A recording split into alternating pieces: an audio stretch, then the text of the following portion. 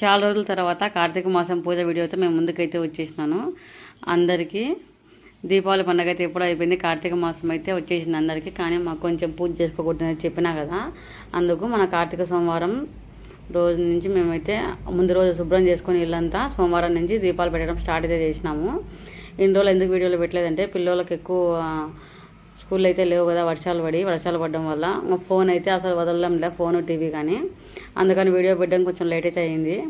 అన్నీ ఆదివారం శుభ్రం చేసుకొని సోమవారం తెల్లారుజామున లేచి పూజ చేయడం అయితే స్టార్ట్ చేసినాము. కార్తీక సోమవారం కాబట్టి శివయ్యకి అయితే నైవేద్యం కేసరి అయితే చేసి పెట్టిన ఫస్ట్ వారము.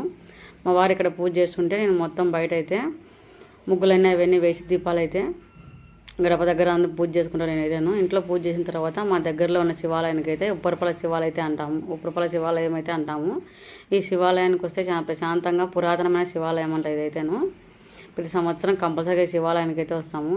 ఆ శివయ్యని పూజించుకొని ఒక ప్రత్యేకత ఏంటంటే శివాలయానికి వస్తే అందరూ ఉంటారు. సుబ్రహ్మణ్య స్వామి, శివుడు, వినాయకుడు, అయ్యప్ప స్వామి, పార్వతీదేవి అందరూ ఉంటారు, ఆంజనేయ స్వామి అందరూ ఉంటారు ఇక్కడైతే దేవుని ప్రశాంతంగా పూజ చేసుకొని తిరిగి ఇంటికి అయితే వెళ్ళిపోయినాము.